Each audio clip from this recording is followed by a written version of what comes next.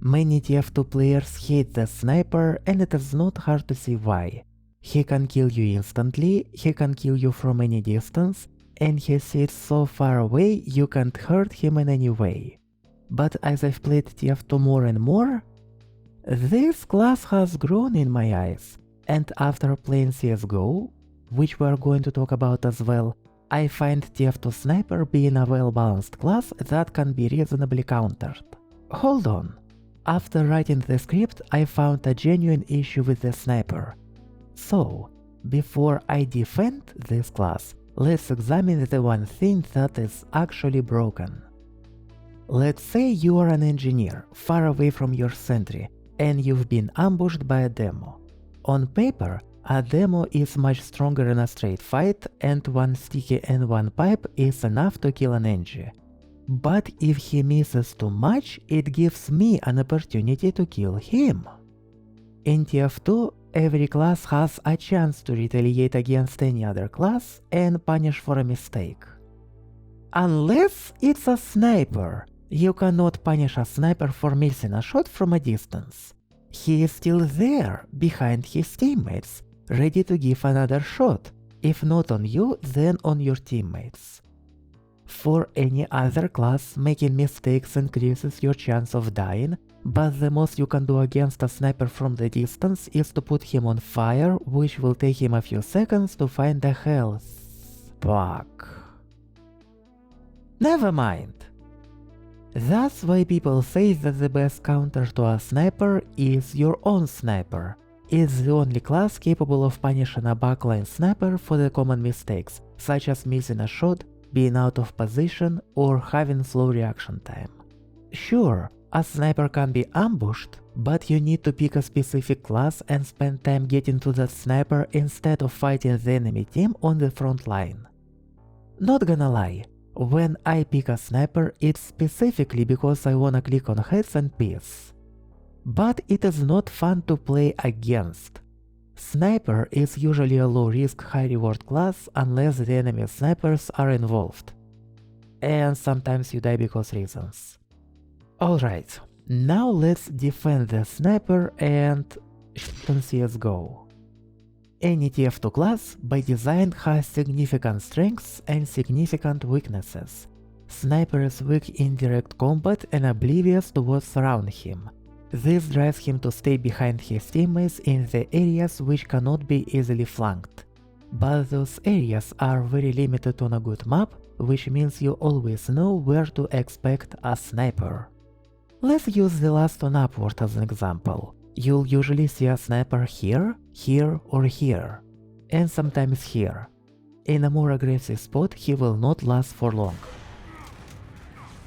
From these spots, a sniper can cover the final area and a couple of entrances. But here is how you counter a sniper. You don't go there. You have multiple rooms filled with enemies you can fight face to face, and you can use the basement to flank snipers. Why go into their line of sight? Sure, he covers the objective, but if his team is dead, a sniper is useless at defending the objective. And the defending team will push because they wanna play a game, they wanna shoot people. And with enough defenders being dead, you can just push into the sniper's face. And now I wanna talk about CSGO, because in that game this fundamental sniper's weakness does not work. First of all, the defending team will hold their position, which means you are forced to go into the sniper's line of sight. Sure, you can try smokes and fire grenades, but ultimately, the route options are extremely limited and the sniper knows where to expect you. Second, flanking, the other weakness of snipers, is also not available in CSGO, because most maps are extremely heavy on choke points. On Inferno, you are forced to go through one of 3 points. This, or this. Each of them can and will be covered by at least one defender. In contrast, let's count the number of routes to the last on Upward.